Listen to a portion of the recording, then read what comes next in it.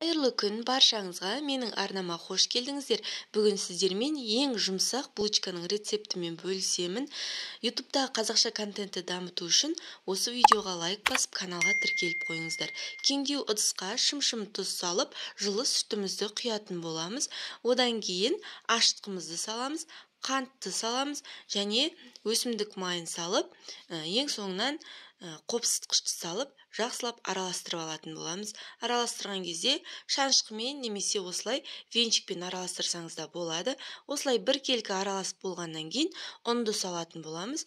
Берілген мөлшердегі ұнды 3 бөліп салу тиімді. Міне бір бөлігін салған кезде осылай венчикпен араластырамыз. Екінші бөлігін салғаннан кейін де венчикпен араластырған өте тиімді. Ал үшінші бөлігін салғаннан кейін қолмен қамыр илейтін боламыз. Мінекей жақсылап араласып болды. Енді үшінші бөлігін саламыз. Осы кезде қолмен қамыр илейтін боламыз. Булочка басқа булочкаларға қарағанда өте жұмсақ, әрі жасалу жолы қарапайым және кез келген үйден табылатын азық-түлікпен жасай беруге болады. Мінекей басы бірігіп, жақсы қамыр иленгеннен кейін ең соңынан ерітілген сары майымызды құйып, басы біріккенше тағы да бір-бір басып шығатын боламыз. Яғни майымыз қамырмен бірге бірігу керек. Осылай жақсылап қамырды илеп болғаннан кейін барып, біз бетін пакетпен жауып, 1,5 сағатқа қалдыратын боламыз. Яғни біздің қамырымыз көтерілген жерге, жылы жерге қойып қоюға кеңес беремін. Мінекей жақсылап иленді. Құрметті менің сүйікті оқырмандарым, егер сіздер бұл каналға тіркелмеген болсаңыздар, төмендегі подписаться батырмасын басуды ұмытпаңыздар. Мінекей бетін жауып, енді жылы жерге қойып қоятын боламыз. Қамырымыз бағанағыдай емес, көтерілді. Тағы да бір басып, бетін жауып, тағы да қойып қоятын боламыз.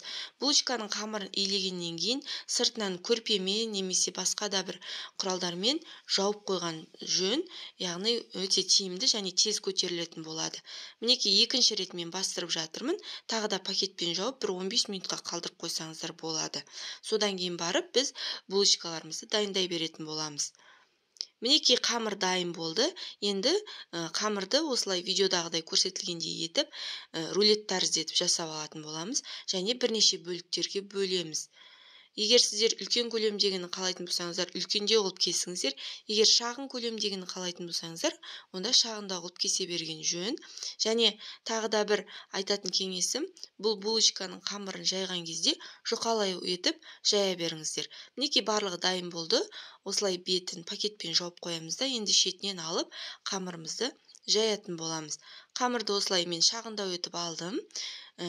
Қамырымызды жайып, осылай сағат тілмен айналдыра отырып жаямыз да, дөңгелекше болады сол кезде. Одан кейін төменгі жағынан бастап кесетін боламыз. Мінекей 5 бөлікке кесеміз, осылай 5 тілік кесеміз, және осылай шетінен жасаймыз да. Мен арасына осындай Три желанияның сгущенкасын қолдандым, немесе дептікінде қолдануға болады. Міне видеодағыдай көрсетілгендей етіп, пішін жасайтын боламыз. Басқа сгущенканы қолдансаңыздар, ағып кетуі мүмкін. Осы Три желанияның немесе дептікін қолдануға кеңес беремін. Немесе өздеріңіз қалаған алмадан жасалған джемді де қолдануға болады. Міне екіншісін көрсетемін. 1 шай қасық көлемінде сгущенка салсаңыздар жеткілікті. Тағы да осылай 3 бұрыш етіп бүктейміз. Мінекей 4 бөлікке бүктесеңіздер, әдемі булочканың пішіндері шығатын болады. Булочкаларды пісіретін противенге салып, бетіне жұмыртқаның сарысын жағып шығатын боламыз. 20 минутта біздің булочкаларымыз дайын болады. Мінекей 20 минут өткен соң булочкалар пісіп шықты. Өте жұмсақ, қараңыздар, ыстық күйінде тұр. Соның өзінде де жұмсақ болып тұр. Суығаннан кейін де өте дәмді. Қазір арасын ашып көрсететін болам. Өте керемет.